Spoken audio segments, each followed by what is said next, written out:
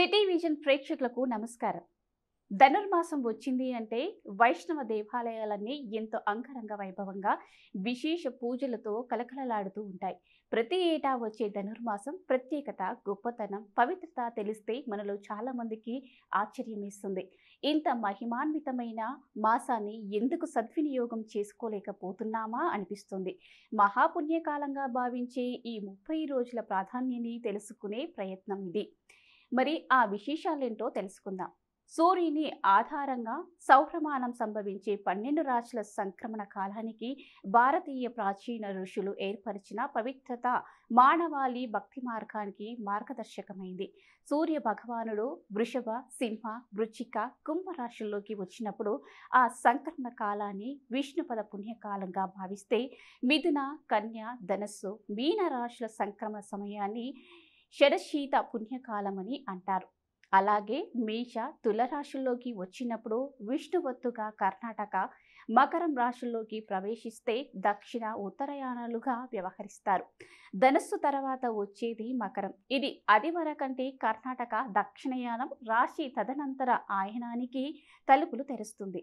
అదే ఉత్తరాయణ పుణ్యకాలం ధనురాశిలో సూర్యుడు ఉండగా షడశీతి పుణ్యకాలం కొనసాగే నెల రోజుల్లోనే ధనుర్మాసం అంటారు. సంవత్సరంలో వచ్చే 2 ఆయనాలు సూర్యుని ప్రయాణాలు.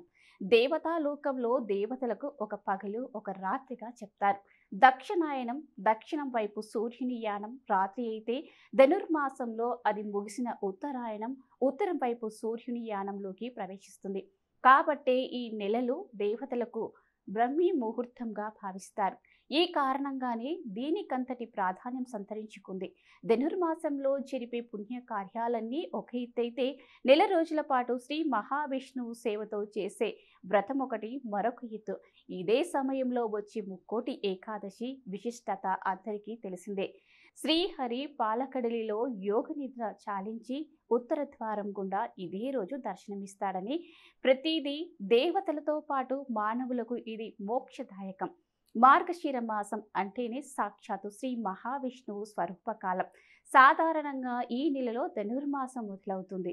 ఈ 30 రోజులు శ్రద్ధగా శ్రీమన్నారాయణునికి చేసే పూజలతో అనంత పుణ్యం లభిస్తుందని ప్రామాణిక భారతీయ గ్రంథాలు చెబుతున్నాయి. ధనుర్మాసమని రోజులు ఆచరించే ఈ వ్రతం వల్ల 12 ఏండ్ల ఆరాధన ఫలం లభిస్తుందని అంటారు. ఎన్నో యజ్ఞాలు ఫలితంతో పాటు పితృదేవతలు శాంతిస్తారని, భూప్రదక్షిణ చేసినంత పుణ్యమని కూడా చెప్తారు. ధనుర్మాస వ్రతాన్ని త్రేతాయుగంలో భరతుడు, ద్వాపరంలో గోపికలు కాత్యాయని వ్రతం చేసి విశేష ఫలాన్ని పొందినట్లుగా, ఈ కలియుగంలో 1244 సంవత్సరాల క్రిందట తమిళనాడులోని శ్రీవిల్లి పుత్తూరులో జన్మించిన గోదాదేవి తిరుప్పావై సిరినోము పేరున ఆచరించిన ఈ వ్రతంతో ఏకంగా శ్రీరంగనాథుని దివ్య సన్నిధిని పొందినట్లు చరిత్ర చెబుతుంది. ఆమె ఆలపించిన అద్భుతమైన పాశురాలనే ఇలా వైకుంఠపురమైన తిరుమలలో శ్రీ వెంకటేశ్వర స్వామికి ఈ నెలలో సుప్రభాతంగా ఆలపించడం మరొక విశేషం. వేవేతి ఇది విష్ణుః విశ్వమంతః తనైనవాడు శ్రీ మహావిష్ణువు. అణువులో అణువుగా బ్రహ్మాండంలో అనంత శక్తిగా ఉన్న పరమాత్మ తత్వం అద్భుతమైంది, అనిర్వచనీయమైంది. ఆ స్వరూప వ్యాప్తిని స్మరించి పూజించి తరించే శుభ సమయం ధనుర్మాసం. పరంధాముడి గురించి నారాయణోపనిషత్తు చెప్పిన వివరాలివి. ఓం అనేది ఏకాక్షరం, నమః అనేవి 2 అక్షరాలు, నారాయణ అనేవి 4 అక్షరాలు. ఇలా రెట్టింపు సంఖ్యలో పెరిగిన అక్షరాల సమాహారం ఆయన అనే అర్థం వచ్చే యాచేరి ఓం నమో నారాయణ అనే అష్టాక్షరి మంత్రంగా రూపుదిద్దుకుంది. దీన్ని పఠిస్తే భగవంతుడితో అనుసంధానం ఏర్పడుతుందని, సర్వారిష్టాలు తొలగుతాయని చెబుతారు. అష్టాక్షరి మంత్రం పరమ పురుషుని హృదయ కమలమైన వైకుంఠానికి చేరుతుందని అధర్వణ వేద ఉపనిషత్తు చెబుతుంది. విష్ణు ఈ పేరు విష్ అనే శబ్దం నుంచి వచ్చింది. అంతటా వ్యాపించి ఉందని దీనికి అర్థం. విష్ణువు అంటే సర్వవ్యాపకుడు అని అర్థం. వాసించి ఉన్నదాన్ని వస్తువు అంటారు.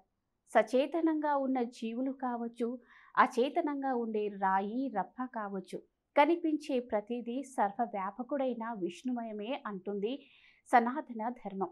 ప్రస్తుతం ఏదైతే ఉందో దాన్ని స్థితి అంటారు. దానికి కారకుడు శ్రీమన్నారాయణుడు కాబట్టి వర్తమానంలో ఉన్నదంతా జరుగుతున్నదంతా ఆయన లీలా విలాసంగానే భావించాలి. యోగంలో ఆత్మను అంతర్ముఖం చేసిన సాధకుడికి అంతా విష్ణుమయంగానే కనబడుతుంది. విష్ణు శబ్దం తర్వాత ఆయనకున్న ప్రసిద్ధమైన నామం నారాయణుడు. నారం అంటే నీరు. నీరే స్థావరంగా చేరుకుని లోకాలను పరిపాలించేవాడు శ్రీ మహావిష్ణువు అని చెబుతోంది నారాయణోపనిషత్. చతుర్వేదాలలో భాగాలుగా ఉండే ఈ ఉపనిషత్తులో శ్రీమన్నారాయణుడి విరాట్ స్వరూప వర్తన కనిపిస్తుంది. అదహ నిత్యో నారాయణ బ్రహ్మే నారాయణ చక్రచ్చ నారాయణ ద్యావా పృథివ్యాచ్చ నారాయణ కాలచ్చ నారాయణ దిశచ్చ నారాయణ ఊర్ధ్వచ్చ నారాయణ అధచ్చ నారాయణ అంతర్బహిచ్చ నారాయణ అతడే సత్యం, అతడే నిత్యం, అతడే బ్రహ్మ, అతడే శివుడు. భూమి, ఆకాశం, పాతాళం, బయట లోపల అన్నీ అతడే. భూత భవిష్యత్తు వర్తమానాలు అతడే. అతడు నిష్కళంకుడు, నిరంజనుడు, నిర్వికల్పుడు. అతన్ని వర్ణించడానికి మాటలు చాలవు అంటూ ఋగ్వేదంలో పరమాత్మ సర్వవ్యాపకత్వాన్ని విశదపరిచారు. ఆది పురుషుడైన నారాయణి రూపం, గుణాలను వర్ణించడంతో పాటు జీవులు ధర్మాన్ని కూడా ఈ ఉపనిషత్తులో చూడొచ్చు. సర్వజీవులు రక్షింపబడుగాక, సర్వ జీవులు పోషింపబడుగాక, అందరూ కలిసి గొప్ప శక్తితో కూడి సమాజ ఉద్ధరణ కోసం పనిచేయాలి. మన వేదస్సు వృద్ధి చెందుగాక, మన మధ్య విద్వేషాలు రాకుండా గాక, వ్యక్తిగత శాంతి, దైవిక శాంతి, ప్రాకృతిక శాంతి కలుగుగాక అంటూ ప్రారంభమవుతుంది ఈ ఉపనిషత్తు. సర్వజీవ సౌభ్రాతృత్వానికి నిలువెత్తు ఉదాహరణ పై వాక్యాలు. నారాయణుడు విశ్వ చైతన్య శక్తి కారకుడు. ఆయన నుంచి సకల ప్రకృతి రూపుదాల్చింది. నారాయణ శబ్దానికి నరులలో నివసించేవాడు అనే అర్థం ఉంది. మనిషిలోనూ మనసు, ఇంద్రియాలు, పంచభూతాలలోనూ ఆయనే ఉంటాడు. అందుకే ప్రతి వారిలోనూ ఆయనను దర్శించుకోగలిగే స్థాయికి ఎదగాలనే మానవ జీవన విధానాన్ని అంతర్గతంగా ప్రబోధించింది నారాయణ తత్వం. మనుషులు తమ చుట్టూ ఆశ, మోహాలనే తెరలు నిర్మించుకొని కాలం గడిపిస్తున్నారు. దీన్నే మానవ ప్రకారం అంటారు. కానీ దైవ ప్రకారంలోకి వెళ్ళాలంటే సద్గుణాలను అలవాటు చేసుకోవాలి. భగవంతుడి ఆరాధన చేయాలి. ఎదుటి మనిషిలో మంచిని చూసినప్పుడు ఆ మనిషిలో ఉన్న విష్ణుతత్వంలో సంబంధం ఏర్పడుతుంది. అప్పుడు ఆ సద్గుణాలు మనకు కూడా అవ్వడానికి అవకాశం ఏర్పడుతుంది. సద్గుణాలను ఆరాధన చేస్తూ ఉంటే దైవమే తనను తాను మన నుండి ప్రకటింప చేసుకుంటాడు. అప్పుడు నరుడు, నారాయణుడు అనే భేదం ఉండదు. జీవుడే దేవుడు, దేవుడే జీవుడు అని భావం. ఏది శాశ్వతం కాదు కాబట్టి పుణ్యకార్యాలు చెయ్యి అనే భావాన్ని తెలియజెప్పేవాడు కూడా నారాయణునితో సమానమని చెప్తారు పెద్దలు. దీనజనులను చేసే సేవను నారాయణ సేవ అని అనడంలోని అంతరార్థం కూడా ఇదే. ఈ నారాయణ తత్వాన్ని తెలియజేసేదే ధనుర్మాసం. ఏ మాసానికి లేని ప్రత్యేకత మార్గశిర మాసానికి ఉంది. సాక్షాత్తు భగవానుడే ఈ మాసాన్ని నేను అని భగవద్గీతలో స్పష్టం చేశాడు. అందుకే శ్రీమన్నారాయణుని సేవించి అందరూ తరించాలి. మరో భాగంలో మరో మంచి విశేషాలతో మళ్ళీ కలుసుకుందాం. జై శ్రీమన్నారాయణ. గోదాదేవ్యై నమః. నమస్తే.